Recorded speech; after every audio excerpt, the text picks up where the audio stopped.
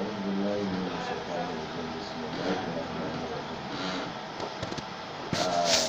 Jama'a, kamar yadda muka yi alƙawari cewa insha Allahu za mu fara gyare-gyaren nan practically idan hali ya bada. To a yau Allah ya da muna tafi da farkon stage for the beginners wanda za mu fara nuna wa mutane gyara a matsayin farkon tashi na gyara, abubuwan da mutum ya kamata ya sani da yadda ya kamata ya yi amfani da waɗannan abubuwan.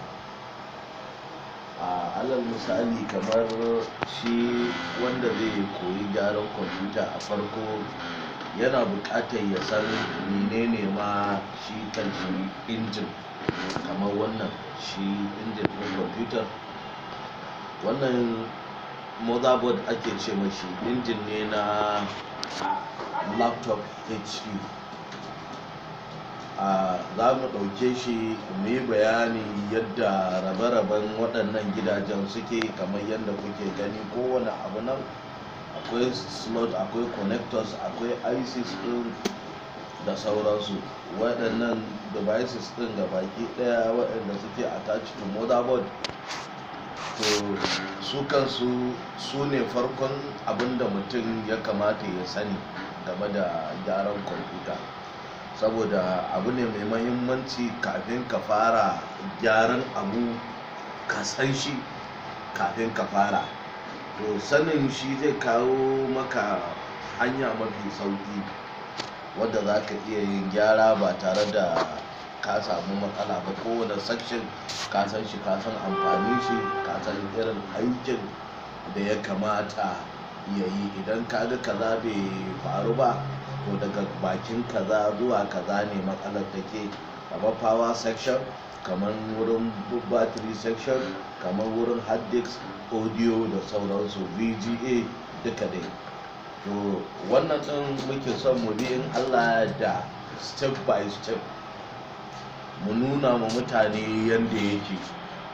Wata kan shi motherboard insha Allah za mu fara ne mu nuna yadda abubuwan suke, rabe-rabensu da kashe-kashen da aka yi ma injin ɗin gida-gida, sannan yadda ake amfani da kayayyakin da ba sa nan. Misali kamar shi wannan processor slot da sauransu. Insha Allahu za mu fara daga nan, saboda muna tunanin kamar farawa daga shi kanshi ainihin gundarin injin ɗin da rabe-raben shi kafin mu shiga cikin components ɗin zai ba mai kallon mu dama ya fahimci inda aka nufa. Saboda shi yanzu dai gashi mun fara fito da shi, za mu ɗauke shi mu zana, mu fidda kashe-kashen da muka sani bakin gwargwado. Kamar yadda muka gaya muku dai, za mu yi ne based on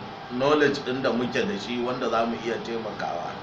Saura kuma mu baro Allah, saboda ba ilimin mai zurfi kamar yadda muke gaya muku muke da shi ba cancan, amma muna yi ne domin taimakon 'yan uwa mu Hausawa masu jin harshen Hausa su fahimci yadda gyaran nan yake, kuma mu yi sharing ideas. In akwai abokananmu waɗanda su ma suke yin gyaran nan, ya kamata mu tashi tsaye mu taimaka ma juna, mu ci gaba da nuna ma juna yadda ya kamata mu riƙa yin gyaran nan, kuma da wasu koyayyun al'amura wanda ba kowa ya san su ba, wanda za mu taimaka ma juna insha Allah mu sani.